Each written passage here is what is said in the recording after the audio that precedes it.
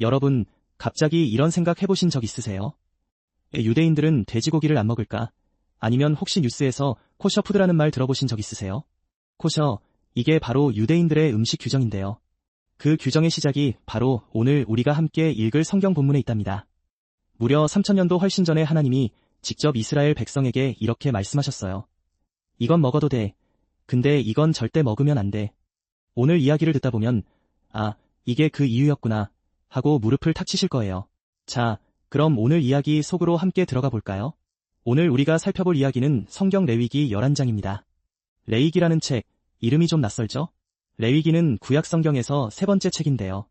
이스라엘 백성이 어떻게 하나님 앞에서 거룩하게 살아갈 수 있는지를 알려주는 책이에요. 쉽게 말하면 하나님과 함께 살아가기 위한 생활 안내서 같은 거예요. 그 중에서도 11장은 아주 독특한 내용이 담겨 있어요. 바로 먹어도 되는 동물과 먹으면 안 되는 동물을 구분해주는 규정이거든요. 이게 왜 중요하냐고요? 이 규정은 이스라엘 백성이 3000년 넘게 지켜온 것이고 오늘날 유대인들도 여전히 이 원칙을 따르고 있어요. 그리고 이 안에는 단순한 음식 규정 그 이상의 깊은 의미가 담겨 있답니다. 자, 그럼 이제 장면 하나하나를 함께 살펴볼게요. 첫 번째 장면, 땅 위의 동물들 이야기입니다. 때는 이스라엘 백성이 이집트를 탈출한 지 얼마 안 된 시절이에요. 하나님은 모세와 그의 형 아론을 부르셨어요. 모세는 이스라엘 백성을 이집트 노예 생활에서 이끌어낸 위대한 지도자고 아론은 제사장 역할을 맡은 형이에요. 하나님은 두 사람에게 이렇게 말씀하셨어요. 이스라엘 백성에게 전해라. 땅 위에 사는 동물들 중에서 먹을 수 있는 것은 이것이다. 첫 번째 조건, 두 가지가 동시에 있어야 해요. 하나는 발굽이 완전히 둘로 갈라져 있을 것, 다른 하나는 되새김질을 할 것. 되새김질이 뭔지 모르시는 분들을 위해 설명드리면요. 소가 풀을 뜯어 먹고 나서 나중에 그걸 다시 입으로 올려서 천천히 씹는 것, 그게 되새김질이에요. 소나 양, 염소 같은 동물들이 이 방식으로 음식을 소화하거든요. 하나님이 말씀하신 기준에 딱 맞는 동물들이 있어요. 소, 양, 염소, 사슴, 노루, 이런 동물들은 다 괜찮아요. 그런데 여기서 재미있는 예외들이 나와요. 낙타를 보세요. 낙타는 되새김질은 해요. 그런데 발굽이 완전히 갈라져 있지 않아요. 그래서 낙타는 먹으면 안 된다고 하셨어요. 토끼도 마찬가지예요. 되새김질은 하는 것처럼 보이지만 발굽이 없어요. 그러니까 역시 안 되는 거예요. 그리고 돼지는 발굽은 완전히 둘로 갈라져 있어요. 그런데 되새김질을 안 해요. 조건 두 가지 중에 하나만 맞으면 안 되거든요. 그래서 돼지도 먹을 수 없는 동물이에요. 하나님은 덧붙이셨어요. 이런 동물들의 고기는 먹지 마라. 그 시체도 만지지 마라. 그것들은 너희에게 부정한 것이다. 부정하다는 말은 더럽다는 게 아니라 하나님 앞에서 거룩하지 않은 상태가 된다는 뜻이에요. 하나님과의 관계에 걸림돌이 생긴다고 이해하면 쉬워요. 두 번째 장면, 물속의 생물들 이야기입니다. 이번엔 강이나 바다, 연못에 사는 생물들 차례예요. 물속 생물의 규정은 훨씬 간단해요. 지느러미가 있고 비늘이 있으면 먹어도 돼요. 우리가 잘 아는 물고기들, 잉어, 고등어, 참치, 연어 같은 것들은 다 지느러미도 있고 비늘도 있죠? 그래서 먹어도 되는 거예요. 그런데 문어, 오징어, 조개, 굴, 새우, 게는요? 이런 것들은 지느러미도 없고 비늘도 없잖아요. 그래서 먹으면 안 되는 거예요. 지금 우리나라 사람들이 정말 좋아하는 것들이 여기 다 들어가 있네요. 새우, 게, 조개, 굴. 아, 이스라엘 백성은 이런 걸 못 먹었겠구나 싶죠? 하나님은 이것들을 역겨운 것이라고까지 표현하셨어요. 먹어도 된다, 안 된다의 수준이 아니라 아예 가까이 하지 말라고 강하게 말씀하신 거예요. 그만큼 이 구분이 이스라엘 백성의 정체성과 깊이 연결되어 있었던 거죠. 세 번째 장면, 하늘의 새들 이야기입니다. 이번엔 하늘을 날아다니는 새들이에요. 새들은 앞의 두 경우와 달리 먹어도 되는 것의 기준을 알려주는 게 아니라 먹으면 안 되는 것들을 직접 나열해요. 목록을 들어보면 독수리, 수리, 물수리, 솔개, 매, 까마귀, 타조, 올빼미, 갈매기, 새매, 부엉이, 가마우지, 황새, 외가리, 후투티, 박쥐.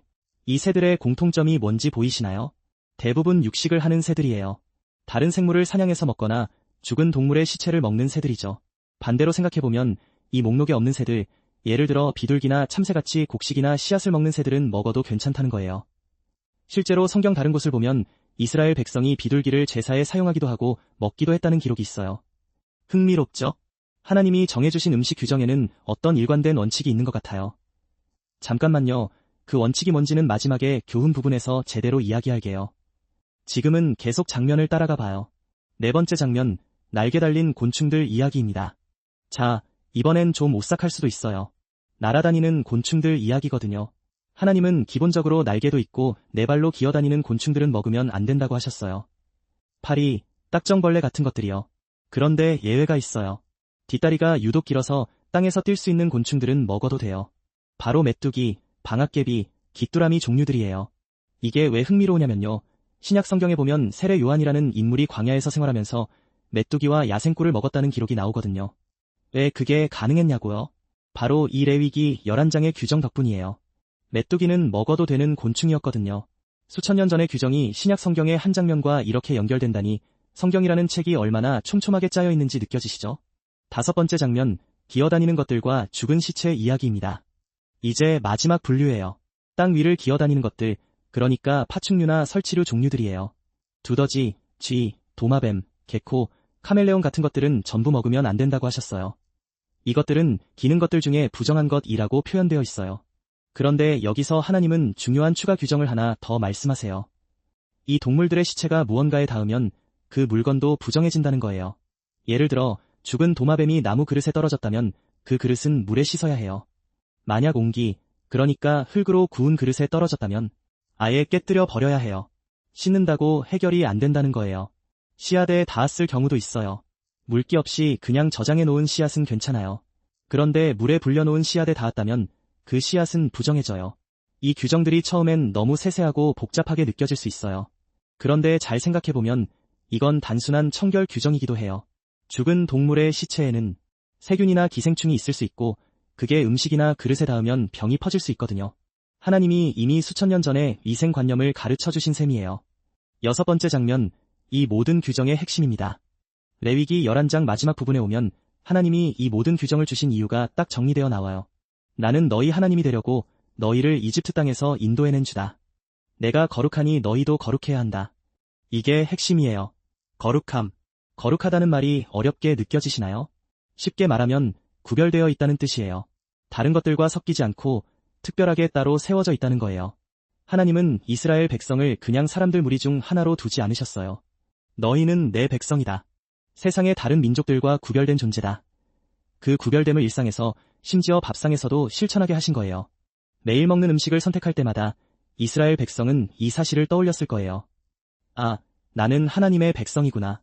내 삶에는 기준이 있어. 이 생각이 그들의 정체성을 매일매일 새롭게 해줬던 거죠. 또 하나, 이 음식 규정은 이스라엘 백성이 주변 다른 민족들과 자연스럽게 섞이는 걸 막아주는 역할도 했어요. 같은 음식을 먹어야 어울릴 수 있잖아요.